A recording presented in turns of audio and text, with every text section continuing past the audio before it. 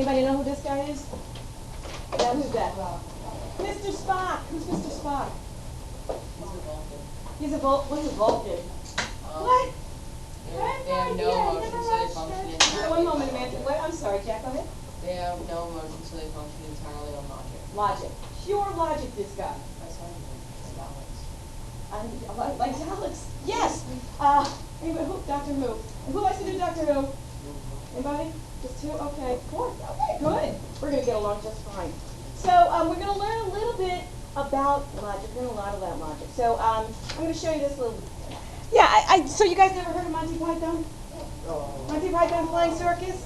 So yeah, it's a British comedy show. That was probably sometime in 1968 or 9, something like that. But the thing about these guys is they're all like Harvard, Oxford, and Cambridge educated. They are extremely brilliant people who decide to act like fools for a living. But so yeah, that's what they do. They're very funny if you kind of watch them. But this argument sketch is kind of silly. You know what's silly about it? What's silly about it? What's silly about it? Amanda. It's saying they're not arguing and contradicting, and they're kind of being hypocrites too. And you didn't say no, I didn't. Yes, That's I did. right. No, So I didn't. It's silly because their arguing is yes I did, no I didn't, yes I didn't. You know, it's silly. But he says at one point, and again showing how smart they are. I think that Michael Palin saying, that's not an argument, that's a contradiction. An argument is a collective series of statements to support a proposition. So there actually are real definitions to these things. That's not a good argument, just saying no it isn't. How do you have a good argument? So we kind of want to learn how to do that in this unit. How do you argue appropriately? How do you argue in a way that is so let's look at inductive reasoning. What comes next? Here's a pattern. Who thinks they know what comes next? Most of you think you know? Yeah, come on up. Come on up. Oh, really? Yeah, I want you to tell me, throw it up here. What comes next? No, there's it over here.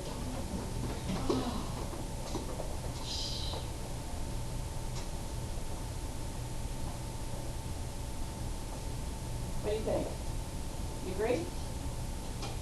What? You object? Yeah. Why? What do you think it should be? Because anything could come back. It could be anything. But following the pattern, does that look about right?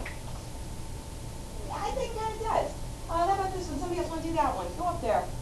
Look at the thing. Ellie, you want to try that? Go up there. Get the pen. Get up there. Hurry up. Time's money.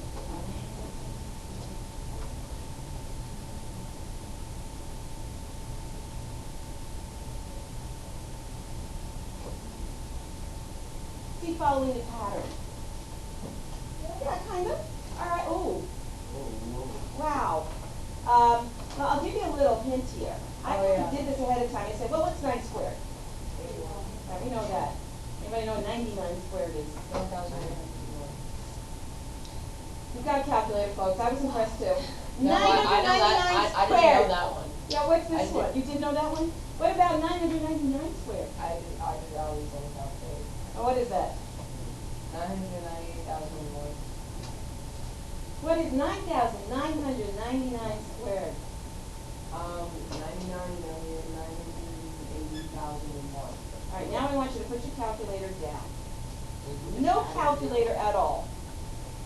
Can we make a guess at what we think 99,999 squared is? Everybody, give a little think time for everybody. Without a calculator. I don't have a calculator, and I know. Amy, you want to try?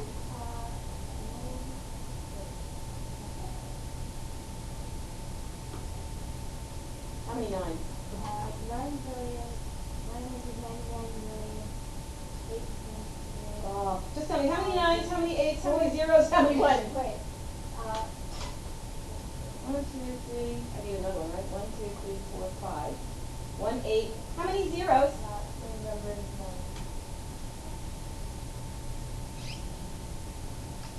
Now where's this coming from? I think I made a mistake somewhere in here, but I can't tell where. This one, right? I want too many. But how come I don't need a calculator to do that? I mean, is it right? Now somebody with a calculator figure it out. How come? How come I don't need it, Amanda? How come you don't need what? I calculated to figure out what 99,999 squared is. Because we didn't use a calculator for that one. I don't think you need to use that because, you know, it just increases exponentially. First there's 0, then 0 nines, then 1 9, then 2 nines, and 4 nines, and 8 nines, and 16, and so on. Well, you know what? You're right. You are good at patterns. She said, wait a second. There's a pattern here. I'm seeing, all right, so when it was 99 squared, there's 1 9. And it's 3 nines here. There's 2 nines here. There's 4 nines here. There was, if I give this backwards here, there should be 1, 2, 3 nines. I think I have one too many. And then, so basically, however many nines you have one less. And then it always appears to be 1 8. And then how many zeros are there? Same number as 9, so you just kind of copy that and then a 1 at the end. So the pattern kind of tells us how to do this. It's just kind of a wacky little number. Now, do I know that for sure? Did you verify that for me? Jack, were you verifying that? That this is correct with the calculator? Yeah. Yeah. So it worked. That's cool. That's cool. Sometimes patterns don't work out with hard stuff. Let's try this one. 1, 2, 3, 4, 5 times 9.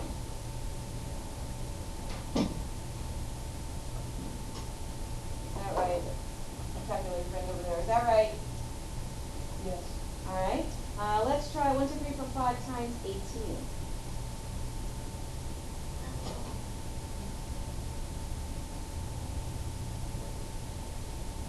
Is that right? Yes. What do we think 1, 2, 3, 4, 5 times 27 is going to be? Joseph, what do you think?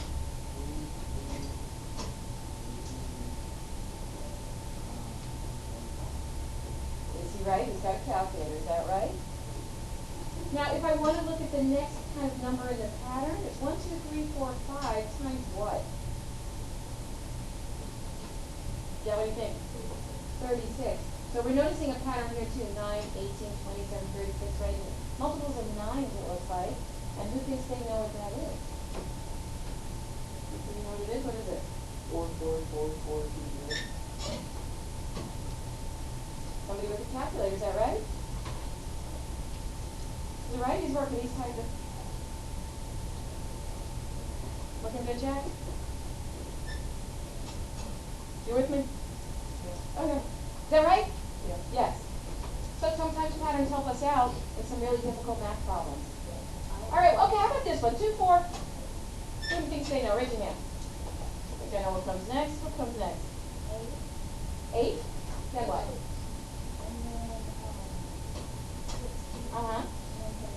Okay. She right? When you went, I heard Evan say something like, oh, what? Oh, what were you going to say? I was going to do 2, 4, 6, 8. Oh, okay. So you're adding 2. She multiplied by 2. So who's right? There's not enough Could information. go either way, right? Could go either way. Could it be something else? Could it be 2, 4, 900, 6, 15, Could it be that? 2 could be an outlier. It could be, I don't know, it could be anything. We don't know what this is. Now, our brain wants to go there. Mine first went 2, 4, 6, 8, 10. But then I thought, well, maybe it is 2, 4, 8. Yeah, could it be something else? 2, 4, 16, and 2 to the power 3, 4, 5. Oh, so we're squaring everything in front? Like that? Like, just square everything? So there's even more patterns we can do. Or we could just have nonsense. We don't know for sure. Right? Huh? What could it be? Right, it could be a whole bunch of different patterns, right? So, are there other possibilities? There sure are, you know? We don't know for sure. We're making our best guess based on a pattern. So, inductive reasoning, and let's see what that is. You look for a pattern, and then we make it as a rule. That's inductive reasoning. You're looking around and saying, you know what, it looks like it should be this, I'm going to make that my rule. Inductive reasoning. Now, with inductive reasoning, we make conjectures. A conjecture it's a statement that hasn't been proven. So here's the statement that I haven't proved. All ice I have ever observed is cold, therefore all ice is cold. Is this inductive reasoning? Is this like I'm looking for a pattern and I'm making it a rule? Is it? Yeah. Any ice I never see is cold. So in my experience, all ice is cold. Is that necessarily true? I don't know. My experience says it is. something like this. The sun has risen every day of my life, therefore it's going to rise tomorrow. True? I hope it's true. There could be a solar eclipse and stuff. Yeah. Could be. But this is using inductive reasoning. I'm using what I know about the world to make a conclusion. I've always gotten an A in math class, therefore I'm getting an A in this math class. Yeah? Sure. Well, maybe. And it could be maybe this part isn't true. If the part you're making, the initial part, I've always gotten an A in math class, maybe that's not true, so then the rest of this doesn't make any sense either. So we have to assume the first part is true before we can make a conclusion. How about this? All members of a sample got well from a medication, therefore the entire population will get well from this medication. Yeah, what's that going with it?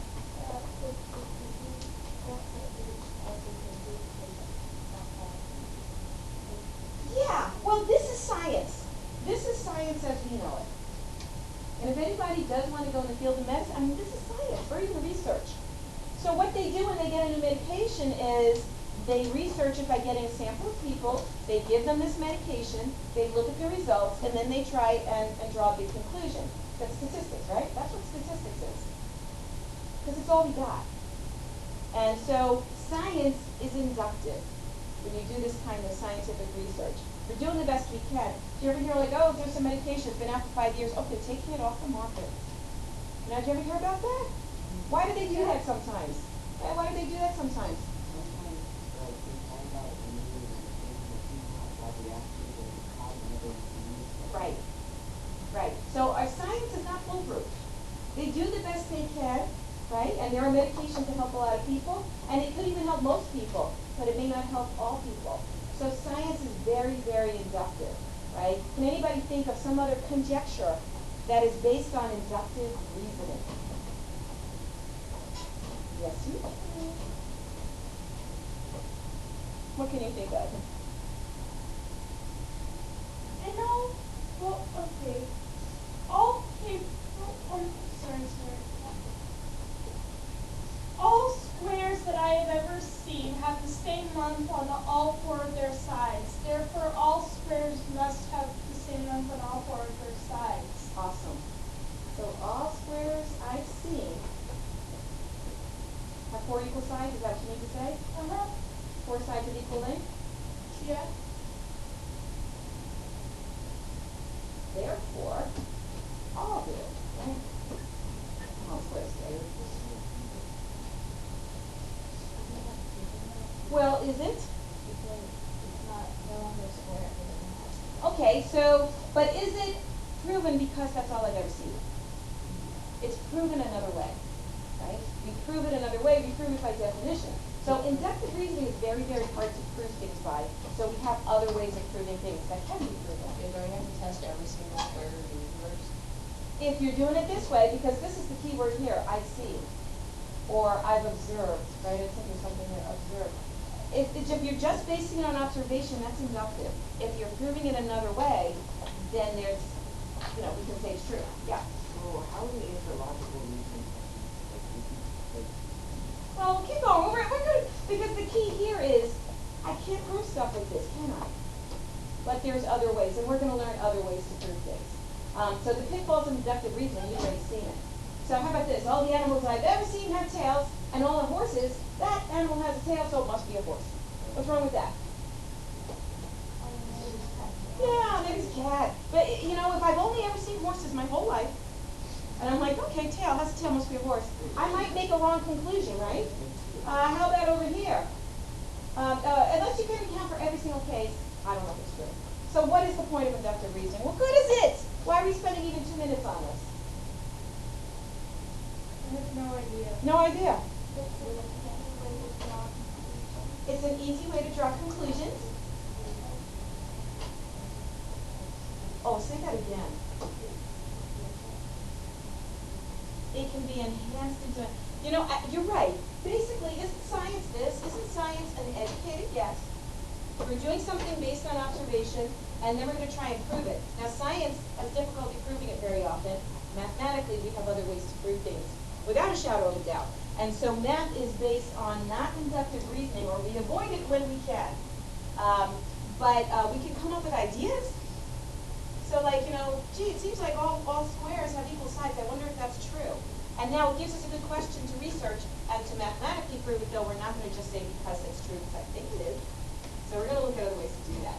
So the way we do that is through the counterexample. At least we can disprove an inductive conjecture. We can disprove it, meaning it's not true. And you did that. So if we look at this one, you can disprove it and say a cat has a tail, but I know it's not a horse, therefore this thing is false. So I can disprove with counterexamples. Disprove things, so I don't have to waste time trying to prove it using a mathematically sound way to prove it. Are there other counterexamples to this? I said cat. What else? Platypus. A what? A platypus. Platypus. A whale? I guess whales have tails. Yeah, I guess they do. Flipper. A horse without a tail. Does it though? That's a great question. She says, well, what if you have a horse without a tail? Doesn't that disprove it? No. What am I using here? I'm trying to say that if I find something with a tail, it must be a horse. So when I see the horse without a tail, does it fit what I'm looking for? No. So, yes. Well, maybe, but it's like, wow, I have to kind of look at the rules here. Mathematically thinking, I can't look at tailless creatures and try to apply this rule. Have to have a tail. So we can only do that. Now, how many counterexamples do I need to disprove an inductive statement? One. That's all you need. It could be that every animal on Earth, I'm trying to think of a better example here. Let's say there's only one animal that has tail, a horse, and only one other one, and you can just say that one. That's not a good example. All right, so let's practice disproving examples here. Let's see, where am I? I am towards the bottom of page 1, right? So all odd numbers are prime. So there's things you have to know before you can actually talk about this. First of all, what's an odd number? Right, a number that you can't divide. It has a remainder if you divide by 6. What does prime mean? What does it mean, Evan? No, two numbers multiplied besides itself and then it never is a product. What are its only two factors? One in itself. Is one a prime number? No. So it says all odd numbers are prime. So that's the statement. That's my conjecture. Is that true? Is it true? Well, it depends on what definition. Oh, that's it. What the definition of what? It depends on what definition of prime number. Well, we just gave you a definition of prime number. A prime number is two numbers that have it has a factor, two factors, one in itself. Yeah. How about 9? Is 9 an odd number? Is 9 prime? No. So disproved. Disproved. We gave a counterexample. The difference of two positive numbers is always positive.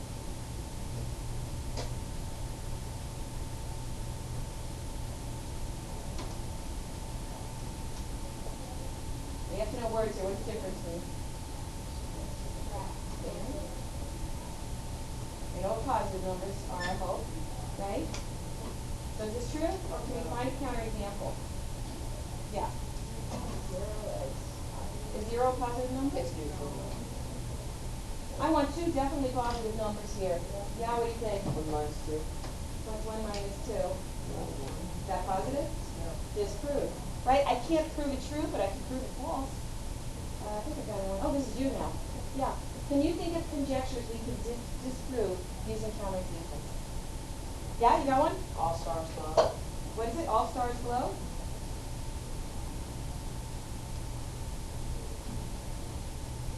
I don't know if I can make that true, but is it false? Star. Huh? A neutron star. What's a neutron star? It's a star named Talia, and neutrons something was been seen. And it doesn't glow. No. Okay. Well, I don't think so. Yeah, We're not sure. We think. neutrons. We think we found a counterexample. Does it count if the star is kind of, what is that, the nova and the whole thing, and it explodes and it dies? Is that a supernova? I don't know. What do I know? Anybody else have another statement they can give, another conjecture? You have one? So that one, it depends on the point of view. So if you're saying that all stars are similar from Earth's point of view, then what star is What if it's so far away we can't see it? It doesn't get the light doesn't get to Earth for like Yeah, But well, years and years and years. that's a very philosophical question. That's like if a tree falls in a forest and no one hears it, doesn't make a noise, you know? If a star glows but we can't see it because it's so far away, is it still glowing? I don't know. That's a great question. I don't think Let's see if it's- we can get one that isn't quite so philosophical. Some conjecture. Can we disprove it or not disprove it? Do you have a conjecture for me, Amanda? None of the windows I've ever seen have blinds, therefore no windows have blinds. No windows have blinds, right? That's your conjecture. And there's, right behind you is a counterexample, Right, see? and we can see one right now. Yes, there is. Right, we have one. So we get the general idea, I hope. Questions about inductive reasoning counterexamples. Yes, ma'am. So if we have like all circles are zero round, therefore all Okay. circles. Well, I'm just conjecture can just be all circles are round. And that's now. Can we think of a counterexample? No. So this one is still up in the air. I haven't disproved it. Maybe I need to prove it. Right? So what this says is if we are trying to research something, well, I'm not going to do that, I'm not going to do that. I know these aren't true. Maybe I'll do this one. You know? So scientists do this too. Before they do some big, massive research project, they will try and say, you know, can I disprove this easily first before I go to the trouble? And so we just have a little vocabulary there. I want to make sure we know what this stuff is. So what is a conjecture? Can we come up with some definition of conjecture? What do you think? Contradicted statements that may or may not be true. Contradicted statement. Tell me what you mean by that. It means like some people may think that all squares are have both sides, and people may think most squares are not. Okay, so I see what you're trying to say. I don't know if you mean the word contradicted. You mean here's a statement Yeah. that I don't know if it's true or not. So it's an unproven statement, and it's usually based on observation. Okay, so you want to put that down here. An unproven statement based on observation. It's a conjecture. Sure looks like circles around. It's a conjecture. As far as I know, all windows have blinds. Maybe that's a better conjecture, because I'm looking in the room here. These windows have blinds. So all windows have blinds. All for us, title.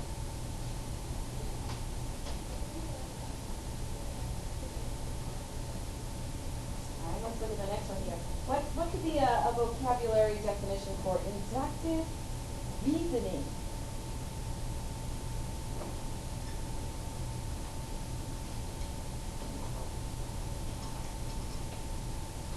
What do you think?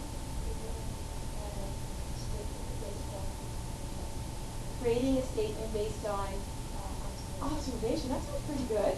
I wrote that. It's just like what you said here. Finding a pattern in specific cases and drawing a conclusion for the general case.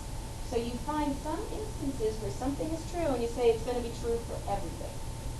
In general, that must be true because it's true for a few things. Inductive reasoning. Very nice.